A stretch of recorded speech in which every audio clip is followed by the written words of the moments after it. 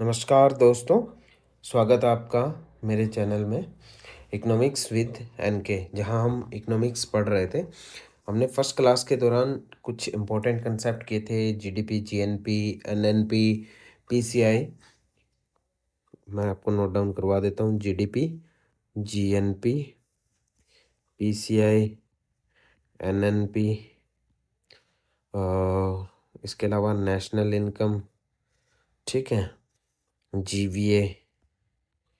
तो जीडीपी जो होता है सकल घरेलू मूल्य, उत्पाद उत्पाद, ठीक है। ग्रॉस नेशनल प्रोडक्ट, सकल राष्ट्रीय उत्पाद, प्रति व्यक्ति आय, प्रति व्यक्ति आय। ये कंसेप्ट हमने लास्ट वीडियो में किए थे। कुल नेशनल राष्ट्रीय उत्पाद, ठीक है, और राष्ट्रीय आय, और इसके अलावा जीवीए, सकल मूल्य संवर्धन, ऐसा ऐसा कुछ हिंदी में थोड़ी बहुत हो सकता है। ये कंसेप्ट हमने कर लिए थे, तो ये हमने क्लास फर्स्ट में कंप्लीट कर लिए थे सारे कंसेप्ट।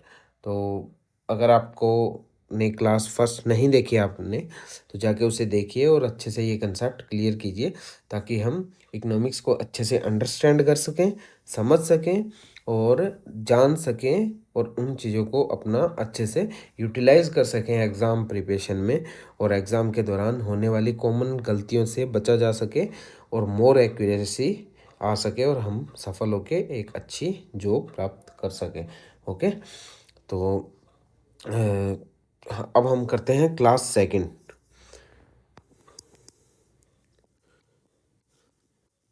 क्लास सेकंड करने से पहले मैं आपको एक सिंपल कंसेप्ट बता देता हूँ इकोनॉमिक्स का। एक छोटा सा कंसेप्ट मैंने न्यूज़ में थोड़ा सा सुना था, तो वो करंट अपडेट भी हम साथ ही लेके चलेंगे, कि मोस्टली हम कवर करने की कोशिश करेंगे। जैसे कोई भी टर्मिनोलॉजी इकोनॉमिक्स के दौरान मेरी नज़र में आती है जो हमारे काम की है और जो एग्ज़ाम पॉइंट ऑफ व्यू से इम्पोर्टेंट है, तो उसे हम कवर करने की साथ के साथ कोशिश करेंगे, और जो इस टॉपिक से रिलेटेड भी हो।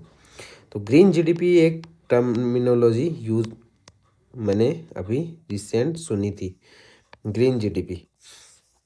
तो ग्रीन जीडीपी क्या होती है? इसे बोलते हैं हरित जीडीपी, हरित सकल घरेलू उत्पाद, ठीक है। सिंपल टर्मिनोलॉजी है जीडीपी की। एक्चुअल जीडीपी जो हमारी होती है, एक्चुअल जो ओरिजिनल जीडीपी है, या ओरिजिनल बोल सकते हैं, या जीडीपी की जो एक्चुअल वैल्यू है, ठीक है, उस जीडीपी में से हम इन्वायरमेंट लॉस की वैल्यू को माइनस कर देंगे। इन्वायरमेंट को जो क्षति पहुंची है, इन्वायरमेंट लॉस की वैल्यू, मॉनेटरी वैल्यू, वैल्यू का मतलब मॉनेटरी वैल्यू से मौद्रिक वैल्यू, पैसों में कितना हमारा इन्वायरमेंट का नुकसान हुआ है, उसे हम माइनस कर देंगे, तो हमारी ग्रीन जीडीपी आ जाएगी। मान लीजिए जैसे हमने 20 रुपए के बिस्किट बनाए थे, उस 20 रुपए में से 2 रुपए हमने आटे को पिसाने में लगवा दिए थे। आटा पीसने के लिए जो चक्की चलती है उसमें इलेक्ट्रिसिटी या डीजल का यूज़ हुआ होगा, तो इन्वायरमेंट का लॉस हुआ है, ठीक है, कार्बन फुटप्रिंट बढ़ा होगा। ये वो मैं आपको बाद में बताऊंगा कार्बन फुटप्रिंट क्या होता है, ठीक है। तो 2 रुपए वहाँ हमने, मान लीजिए इलेक्ट्रिसिटी जला दी 2 रुपए की 1 किलो आटा बनाने में, और 2 रुपए हमने लकड़ियाँ या एलपीजी की वैल्यू जला दी, 2 रुपए की एलपीजी जल गई या लकड़ियाँ जल गई, जिससे हमने बिस्किट बनाए थे। तो हमने 20 रुपए बिस्कुट की टोटल मार्केट कॉस्ट थी। उस 20 रुपए में से हमने 4 रुपए एनवायरनमेंट को नुकसान पहुंचा दिया। तो एक्चुअल वैल्यू जो हमारी ग्रीन जीडीपी की थी, जो हमने गेन किया था, वो 16 रुपए ही थी सिर्फ, ठीक है। इसे ही बोलते हैं ग्रीन जीडीपी, ठीक है। तो सिंपल टर्मिनोलॉजी है, कोई दिक्कत नहीं है ज़्यादा। अब उसके बाद हम बात करते हैं कुछ इन्वायरमेंट इकोनॉमिक्स प्रॉब्लम की, सॉरी, इकोनॉमिक्स प्रॉब्लम कुछ जो इकोनॉमिक्स प्रॉब्लम रहती है, उन्हें हम उन इकोनॉमिक्स प्रॉब्लम का बारे में हम थोड़ी सी चर्चा करते हैं, जो न्यूज़ में अक्सर रहती है। फर्स्ट प्रॉब्लम हम देखते हैं, स्लो डाउन। ठीक है। स्लो डाउन होता है, स्लो डाउन होता है किसी भी मतलब जो रफ्तार इकोनॉमी की चल रही थी उस रफ्तार का मंद हो जाना या कम हो जाना, उसे ही बोलते हैं स्लो डाउन। ठीक है। तो स्लो डाउन होता है ग्रोथ रेट जो है हमारी, उस ग्रोथ रेट का प्राइसेस में ग्रोथ रेट कम हो जाना, कम हो जाना, ग्रोथ रेट का कम हो जाना, एक्चुअल प्राइस में ग्रोथ रेट का कुछ हद तक, सॉरी दोस्तों बीच में थोड़ा सा डिस्टरबेंस के लिए, पर थोड़ा सा हम रिपीट कर लेते हैं इसे वापस से। कुछ इकोनॉमिक प्रॉब्लम्स की हम बात कर रहे थे, तो उसमें पहली प्रॉब्लम है स्लो डाउन। स्लो डाउन होता है ग्रोथ रेट का कम हो जाना। जैसे हमारी इकोनॉमी जिस ग्रोथ रेट से ग्रो कर रही है, इकोनॉमी अभी इंडियन इकोनॉमी रिसेंट जैसे ग्रोथ रेट है, ठीक है, तो उसकी ग्रोथ रेट 6.8 या जो भी मेजरमेंट है 6.5 है। ठीक है। एक क्वार्टर में, एक क्वार्टर में, अब क्वार्टर क्या होता है, क्वार्टर जो होता है वो 3 मंथ का एक क्वार्टर होता है। 1 quarter is equal to 3 month. एक साल में 3 3 महीने के 4 क्वार्टर होते हैं, क्योंकि साल में 12 महीने होते हैं, तो 4 क्वार्टर टोटल होते हैं एक साल में। ठीक है। तो एक एक साल में 4 क्वार्टर होते हैं, क्योंकि 3 3 महीनों के 4 क्वार्टर पाए जाते हैं। तो एक क्वार्टर में, किसी भी 3 महीनों में शुरुआत के एक क्वार्टर में ग्रोथ रेट का नेगेटिव हो जाना, या ग्रोथ रेट नेगेटिव नहीं, ग्रोथ रेट का, सॉरी नेगेटिव मैंने गलत बोल दिया, ग्रोथ रेट का कम हो जाना ही स्लो डाउन है। कम हो जाना ही स्लो डाउन है। ठीक है, इसे ही बोलते हैं स्लो डाउन। ठीक है। मतलब मान लीजिए कि इंडियन इकनॉमी 6.5% की दर से ग्रो कर रही थी। ठीक है। अभी मान लीजिए क्वार्टर फर्स्ट में ये ग्रोथ रेट थी, अब क्वार्टर सेकंड जैसे ही आया तो इकनॉमी की ग्रोथ रेट होगी 6.3। ठीक है। अब ग्रोथ तो ये भी पॉजिटिव है और ये भी पॉजिटिव है, ये भी ग्रो कर रही है पर ये भी ग्रो कर रही है, पर इसकी ग्रोथ रेट में गिरावट आई है। ये 6.5 थी, ये 6.3 है, मतलब 6.3 कम है। तो ग्रोथ रेट का कम हो जाना, इस ग्रोथ रेट से इसके मुकाबले इसमें ये थोड़ी सी डिक्लाइन है। डिक्लाइन की वजह से, मतलब कम होने की वजह से सेकंड क्वार्टर में जो कम हुई है, इसे ही बोलते हैं स्लो डाउन, कि इकनॉमी की ग्रोथ रेट में कमी आ जाना। ठीक है। सिंपल टर्मिनोलॉजी है और इससे ज़्यादा हमें जानने की ज़रूरत नहीं है। सेकंड टर्मिनोलॉजी है कॉन्ट्रैक्शन। कॉन्ट्रैक्शन, कॉन्ट्रैक्शन हिंदी में जिसे हिंदी वर्ड होता है संकुचन, ऐसा सा वर्ड होता है कुछ। ठीक है, सिकुड़ना, संकुचन। ठीक है। अब कॉन्ट्रैक्शन, कॉन्ट्रैक्शन क्या होता है, ज़्यादा इसमें हमें मतलब ज़्यादा नहीं सोचना। कॉन्ट्रैक्शन सिर्फ ये होता है कि आपका किसी भी एक क्वार्टर में फर्स्ट टाइम, पहली बार, पहली बार किसी क्वार्टर में, किसी क्वार्टर में वृद्धि दर नेगेटिव हो जाना। ठीक है। ग्रोथ रेट, हिंदी में ग्रोथ रेट, या इसे हिंदी में लिखते हैं वृद्धि दर। वृद्धि दर ऋणात्मक या नेगेटिव हो जाना, इतनी तो इंग्लिश सबको आती होगी, नेगेटिव हो जाना ही कॉन्ट्रैक्शन कहलाता है। ठीक है। कोई भी एक क्वार्टर है, जैसे क्वार्टर फर्स्ट था, यहाँ पे ग्रोथ रेट थी 6.5, क्वार्टर सेकंड था, यहाँ पे थी 6.3, और क्वार्टर थर्ड जैसे ही पहुँचा तो ग्रोथ रेट होगी हमारी -2 मान लीजिए। तो यहाँ जब इससे ये बिल्कुल ऋणात्मक चली गई, जीरो से भी नीचे चली गई। ठीक है, जीरो से भी नीचे चली गई, नेगेटिव हो गई, तो इसी कंडीशन को बोलते हैं कॉन्ट्रैक्शन, सिकुड़ जाना। सिकुड़ गई इकनॉमी, छोटी हो गई। ठीक है। नंबर थर्ड है रिसेशन। अब रिसेशन तो सभी जानते होंगे कि लगातार प्राइसेस में कमी आना, ग्रोथ रेट में कमी आना। ठीक है। अब दो क्वार्टर, दो लगातार क्वार्टर में, दो लगातार या कॉन्जिक्यूटिव क्वार्टर बोलते हैं, दो लगातार क्वार्टर में क्वार्टर में ग्रोथ रेट नेगेटिव हो जाना, ठीक है, नेगेटिव हो जाना मतलब नेगेटिव में चली जाना, मतलब क्वार्टर फर्स्ट जो था हमारा 6.5 था, क्वार्टर सेकंड जो था वो 6.3 था, क्वार्टर थर्ड जो था वो 2 था नेगेटिव में, और क्वार्टर फोर्थ भी हमारा चला गया, ये भले ही 1.5 है पर है नेगेटिव, फिर भी नेगेटिव है इसके कंपैरिजन। तो ये रिसेशन का पीरियड है हमारा, इसे ही बोलते हैं रिसेशन, कि अभी भी जीरो इससे नीचे चल रही है, जीरो से नीचे चल रही है अभी भी, तो ये रिसेशन होता है, ठीक है। तो हमने 3 टर्मिनोलॉजी कर ली है, पहली थी स्लो डाउन, सेकंड थी कॉन्ट्रैक्शन, और थर्ड थी रिसेशन, और फोर्थ अब हम करने जा रहे हैं depreciation. Fourth terminology depreciation,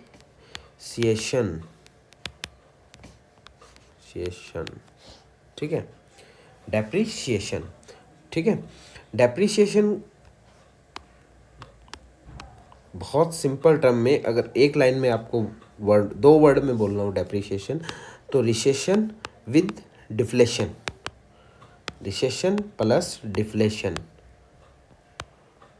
recession अभी हमने करके गए कि 2 कॉन्जिक्यूटिव क्वार्टर में नेगेटिव हो जाना, 2 क्वार्टर नेगेटिव रिसेशन होता है हमारा, ठीक है, लगातार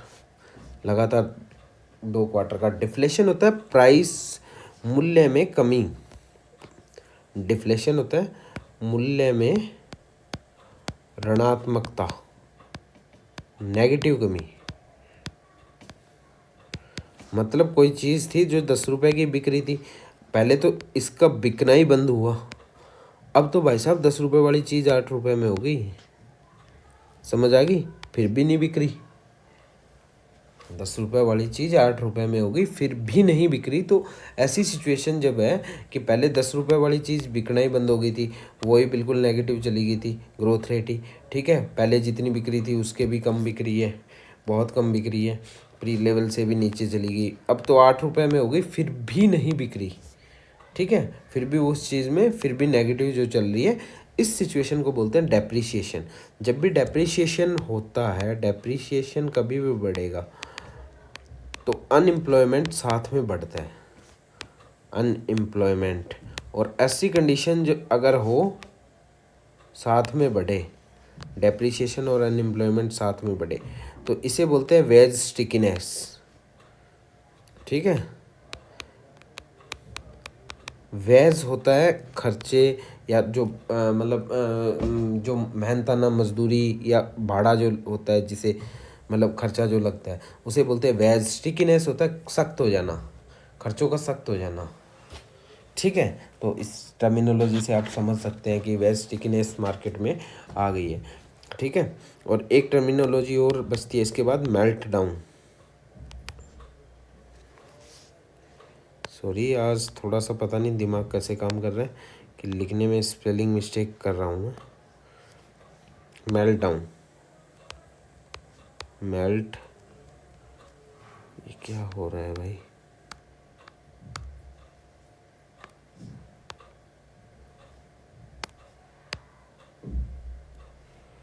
एक मिनट, इसको ऊपर कर लेता हूँ, ठीक है। मेल्ट डाउन,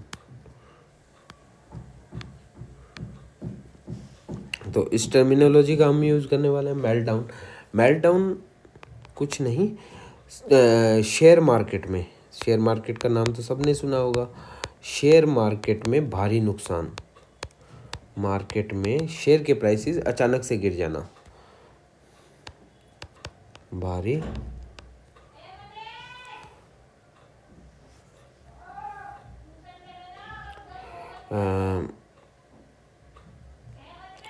भारी नुकसान या भारी नुकसान थोड़ा सा पर्टिकुलर आ जाता है, पर heavy fall in share market आ जाता है, हैवी फॉल कि पूरा इन शेयर मार्केट,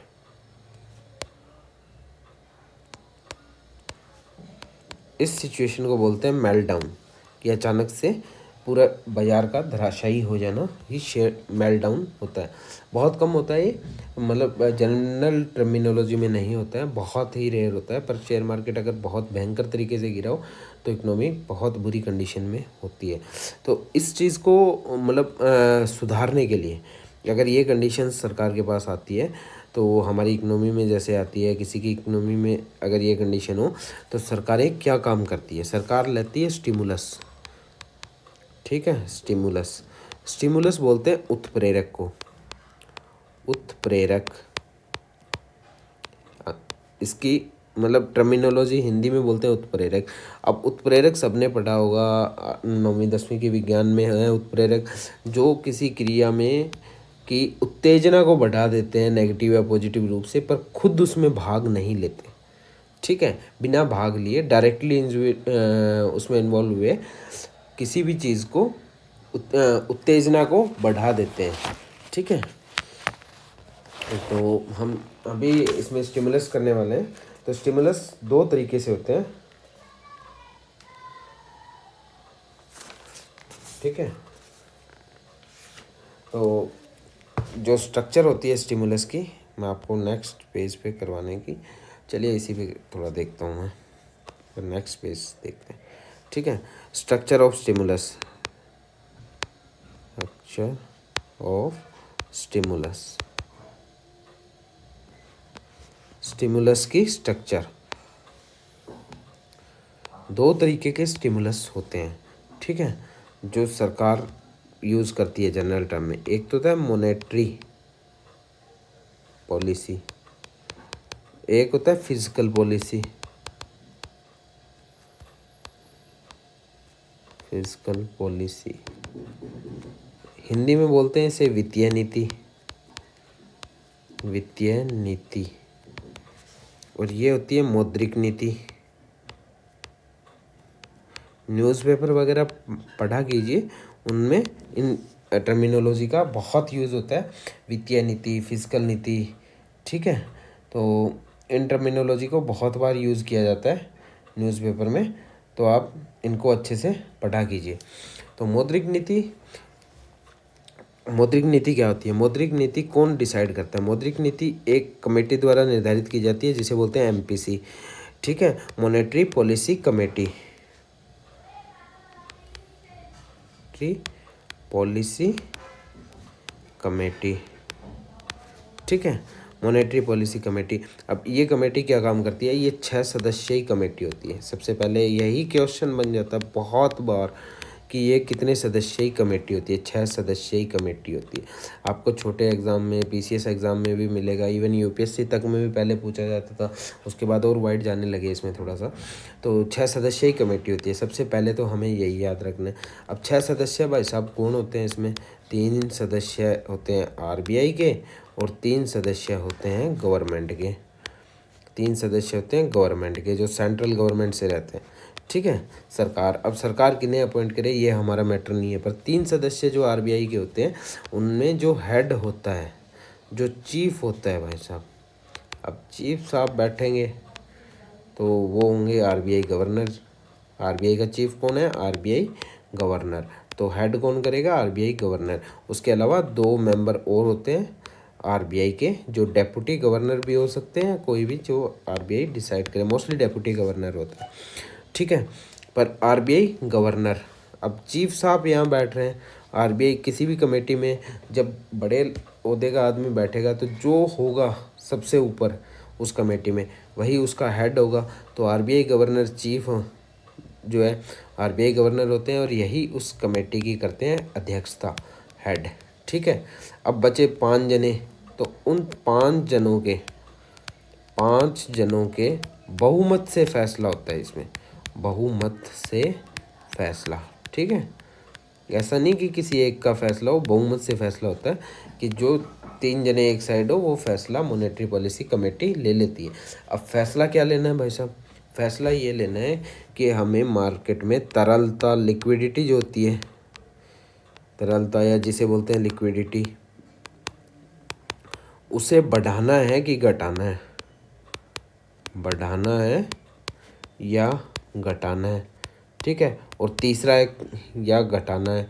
और तीसरा एक्शन होता है कि यथास्थिति, जैसी कंडीशन में है वैसा ही रख देना है, ठीक है, यथास्थिति में रखना है, सेम कंडीशन में, ठीक है। लिक्विडिटी आइदर लिक्विडिटी इंक्रीज और डिक्रीज, इंक्रीज और डिक्रीज, ठीक है, और अनचेंज्ड, ठीक है, यथास्थिति, ये चीज़ आपको समझ आ गई, अनचेंज रखनी है लिक्विडिटी। तो इसके लिए क्या करते हैं, रेपो रेट में बदलाव किया जाता है। रेपो रेट सबने पढ़ी होगी, रेपो दर न्यूज़पेपर में सुनी होगी बहुत बार, रेपो दर, इनमें क्या किया जाता है, बदलाव किया जाता है, बदलाव, ठीक है, रेपो रेट में बदलाव किया जाता है। तो उन बदलावों की वजह से क्या होता है कि मार्केट में लिक्विडिटी कम या ज़्यादा हो जाती है। अब होता कैसे, वो थोड़ा सा आपको समझा देता हूँ। रेपो रेट मान लीजिए अभी जो चल रही थी 6.25 थी अप्रोक्स शायद, ठीक है। ये नवीनतम आंकड़े मुझे देखने पड़ेंगे क्योंकि ये बैंकिंग सेक्टर में लोग ज़्यादा पढ़ते हैं, पर मुझे टर्मिनोलॉजी ज़्यादा है, तो बैंकिंग जब आएगी तो मैं इन्हें करंट के साथ अपडेट करके आपको करवा दूंगा। पर रेपो मान लीजिए 6.25 थी, अगर रेपो बढ़ा देंगे तो रेपो रेट पे क्या होता है कि जो बैंक होते हैं, कॉमर्शियल बैंक्स जो होते हैं, एससीबीज होते हैं, शेड्यूल कमर्शियल बैंक, वो एससीबीज क्या होते हैं, एससीबीज बोलते हैं इन्हें, ठीक है। तो एससीबीज क्या करते हैं, आरबीआई से लोन लेते हैं। अब इनके पास लोन महंगा आ गया है, 0.25 बढ़ी हुई है, मान लीजिए 0.25 बढ़ गई, परसेंटेज 0.25 बढ़ गई, तो यहाँ पे ओवरऑल जो लोन होगा वो 1% बढ़ा देंगे बैंक, 1% बढ़ा देंगे। तो अब क्या होगा, जैसे ही 1% बढ़ा देंगे तो लोग लोन कम लेंगे, लोन जो होगा वो कम लेंगे लोग, क्योंकि अब लोन महंगा मिल रहा है, ब्याज दर ज़्यादा है। तो जब लोग लोन कम लेंगे तो वो मार्केट में बैंक से पैसा कम आएगा, मार्केट में पैसा कम रहेगा, तो लिक्विडिटी मार्केट में कम हो जाएगी, ठीक है, पैसा कम हो जाएगा। तो डायरेक्ट इम्पैक्ट क्या पड़ता है, अगर रेपो बढ़ती है, रेपो बढ़ती है तो लोन कम होगा और लिक्विडिटी कम हो जाएगी, या सीधा बोल सकते हैं रेपो कम, रेपो बढ़ी तो लिक्विडिटी कम, या रेपो और लिक्विडिटी के बीच में इन्वर्स रिलेशंस होता है। अगर ग्राफिकल टर्मिनोलॉजी में बोलूँ तो repo is inversely proportional is equal to 1 upon liquidity, ठीक है। ग्राफिकल रिप्रेजेंटेशन करना चाहूँ मैं ऐसा तो ऐसे भी लिख सकता हूँ, ठीक है, रेपो जो होती है। अब रेपो कम की, रेपो डाउन की, मान लीजिए 6.5 से 6 कर दी, तो अब पहले जो लोन था वो 9% के हिसाब से मिल रहा था, अब लोन मिल रहा है 8% के हिसाब से, तो लोग ज़्यादा कूदेंगे लोन लेने के लिए कि भाई इतनी तो किस्त भर ही देंगे। तो रेपो कम होगा तो लोन बढ़ेंगे और लिक्विडिटी भी बढ़ेगी, क्योंकि लोगों ने मार्केट से ज़्यादा उधारी में पैसा अब ले लिया है कि इतना हम चुका ही देंगे, ठीक है। सिंपल टर्मिनोलॉजी है, कहीं कोई दिक्कत नहीं है, बिल्कुल सिर्फ आपको देखना है और याद करना है, ठीक है। तो ये मॉनेटरी पॉलिसी हो गई है। मैं कोशिश करूँगा कि इनकी पीडीएफ भी हो सकता है आपको प्रोवाइड करवा पाऊँ। अब सेकंड टर्मिनोलॉजी थी हमारी फिजिकल पॉलिसी, वित्तीय नीति, इसे करते हैं, ये हमारा हो गया मॉनेटरी पॉलिसी। सेकंड करते हैं फिजिकल पॉलिसी। बस आज इतना ही करेंगे, बहुत धीरे आराम से चलेंगे। पहली वीडियो बहुत स्पीड चले तो लोगों को थोड़ी दिक्कत हुई, टर्मिनोलॉजी में दिक्कत हुई। इस बार मैं कोशिश कर रहा हूँ कि हिंदी में आपको थोड़ा ठीक से बताया जाए ताकि बेसिक्स भी आप अच्छे से सीख पाएँ, ठीक है। वित्तीय नीति, फिजिकल पॉलिसी का सबसे बड़ा एग्जाम्पल जो होता है रिसेंट हमने अभी देखा है, बजट। बजट जो है फिजिकल पॉलिसी का सबसे बड़ा एग्जाम्पल है, ठीक है, बजट। अब बजट में क्या होता है भाई साहब कि वित्तीय नीति बनाई जाती है। अब ये 3 चीज़ों पे वेरी करती है फिजिकल पॉलिसी। थोड़ा सा कलर चेंज कर लेते हैं, ठीक है। 3 चीज़ों पे वेरी करती है ताकि आपको आसानी रहे। पहला जी, दूसरा टी और फिर आई, ठीक है। आई होता है investment subsidy, investment subsidy, investment पे सब्सिडी जो मिलती है कि आप इतना पैसा खर्च करो हम आपको सब्सिडी देंगे, लोन में छूट दे देंगे, टैक्स में छूट दे देंगे, तो investment subsidy. Investment subsidy government expenditure, ठीक है। ये होता है गवर्नमेंट एक्सपेंडिचर, और ये होता है टी मीन्स टैक्सेस। ठीक है। जैसे ही गवर्नमेंट एक्सपेंडिचर बढ़ेगा, यानी सरकार गवर्नमेंट एक्सपेंडिचर कैसे बढ़ाएगी, गवर्नमेंट एक्सपेंडिचर बढ़ाएगी, सरकार पुल बनाएगी, सरकार सड़कें बनाएगी, सरकार हॉस्पिटल बनाएगी, सरकार स्कूल बनाएगी। तो अब स्कूल बनाएगी तो मज़दूर चाहिए, काम चाहिए, भाई साहब ठेका भी छूटा है, सब चीज़ें हुई है। ठीक है। हॉस्पिटल बनाएगी, स्कूल बनाएगी, कुछ भी सरकार बनाएगी, या किसी के 8वां वेतन आयोग भी देगी, 8वां वेतन आयोग भी देगी, तब भी पैसा सरकार दे रही है। तो अगर उससे सरकारी खर्चा तो बढ़ा ना। तो जैसे ही गवर्नमेंट एक्सपेंडिचर बढ़ेगा तो लिक्विडिटी बढ़ेगी। ठीक है। लिक्विडिटी बढ़ेगी, मार्केट में लिक्विडिटी भी बढ़ेगी। समझ आ गई बात। ठीक है। इन्वेस्टमेंट सब्सिडी, इसे और कर लेते हैं। इन्वेस्टमेंट सब्सिडी बढ़ेगी, इन्वेस्टमेंट कोई कर रहा है, कोई प्राइवेट फर्म है वो इन्वेस्टमेंट कर रही है और सरकार उसे सब्सिडी दे रही है कि भाई साहब ये लो, आपको टैक्स में छूट मिल जाएगी इतनी, ये हो गया वो हो गया, सब्सिडी दे दी आपको, इतना पैसा हम लगाएंगे, आप इतना को CSR इसका एग्जांपल रहता है, कॉर्पोरेट सोशल रिस्पॉन्सिबिलिटी में इतना पैसा लगा दो, हम आपको इतनी छूट दे देंगे टैक्सेस में। तो इस तरीके से इन्वेस्टमेंट सब्सिडी होती है। अगर इन्वेस्टमेंट सब्सिडी भी बढ़ेगी, IS लिख देता हूँ मैं इसे, IS बढ़ेगी, तब भी लिक्विडिटी बढ़ेगी, क्योंकि कोई ना कोई इन्वेस्टमेंट कर रहा है, मार्केट में पैसा इंजेक्ट कर रहा है और वो पैसा आ रहा है, तो लिक्विडिटी, तरलता मार्केट में बढ़ रही है। मार्केट में तरलता बढ़ेगी तो पैसा भी बढ़ेगा। और एक टर्मिनोलॉजी हम और कर लेते हैं, टैक्स। ठीक है। टैक्सेस, तो टैक्स क्या होते हैं, टैक्स होते हैं जैसे आयकर हो गया, इनकम टैक्स हो गया, जिसे इनकम टैक्स बोलते हैं। ठीक है। अभी रिसेंट GST रिफॉर्म भी सरकार ने किए थे, आपने देखे होंगे। इनकम टैक्स की लिमिट बढ़ा देते हैं, ऊपर कर देते हैं, 12 लाख से ऊपर, 8 लाख से 12 लाख कर दी भाई साहब। 12 लाख करने का मतलब क्या है, 12 लाख करने का मतलब ये है कि 8 लाख से 12 लाख सरकार ने इनकम टैक्स की लिमिट कर दी। IT लिख देता हूँ इसे, IT 12 लाख कर दी। अब 4 लाख और इनकम वाले जो लोग थे, या जो लोग पहले 8 लाख पे टैक्स दे रहे थे, ठीक है, तो अब उनके पास ज़्यादा पैसा रहेगा, वो टैक्स में उन्हें 4 लाख रुपए और इनकम, ज़्यादा इनकम वाले मान लीजिए 10% टैक्स दे रहे थे, मतलब 40,000 रुपये टैक्स पे कर रहे थे एक्स्ट्रा। वो आ गया बार भाई साहब, 40,000 रुपया लोगों के हाथ में बच गया, 40K। ठीक है। ये लोगों के हाथ में बच गया, ये पैसा लोगों के पास रह के बच गया। तो अब इसे लोग, ऐसा तो है नहीं कि घर पे रखेंगे, लोग इसे खर्च करेंगे। और खर्च कैसे करेंगे, खर्च करेंगे लोग मार्केट में जाके, तो मार्केट में पैसा इंजेक्ट होगा, लिक्विडिटी और बढ़ेगी। तो जैसे ही टैक्सेस कम होंगे तो लिक्विडिटी मार्केट में बढ़ेगी। ठीक है। तो सिर्फ गवर्नमेंट एक्सपेंडिचर और इन्वेस्टमेंट सब्सिडी, गवर्नमेंट एक्सपेंडिचर और इन्वेस्टमेंट सब्सिडी, ये क्या होते हैं, ये दोनों बढ़ेंगे तो भी लिक्विडिटी बढ़ेगी, ये पैरेलल रहते हैं। ठीक है। पर टैक्सेस हमेशा उल्टे रहते हैं। टैक्स तो भाई सरकार लोगों से वसूल कर रहे हैं ना, तो सरकार उस पैसे को जमा कर रही है, जबकि यहाँ तो पैसा दे रही है। तो पैसा दे रही है तो लिक्विडिटी हमेशा बढ़ेगी, पैसा दे रही है तो पैसा बढ़ेगा। यहाँ सरकार जमा कर रही है, टैक्सेस ले रही है। अगर टैक्सेस कम लेगी सरकार, पैसा कम लेगी, तो लिक्विडिटी मार्केट में ज़्यादा बढ़ेगी। ठीक है। अगर सरकार टैक्सेस ज़्यादा लेगी तो मार्केट में लिक्विडिटी कम होगी, यहाँ बढ़ेगी। ठीक है।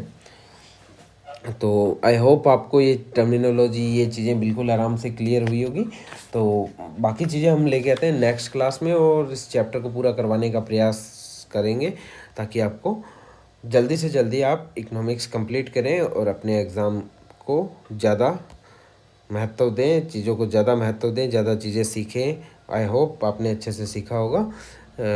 अगर आपको वीडियो पसंद आए तो लाइक कीजिए, शेयर कीजिए और सब्सक्राइब कीजिए। थैंक यू दोस्तों, थैंक यू वेरी मच।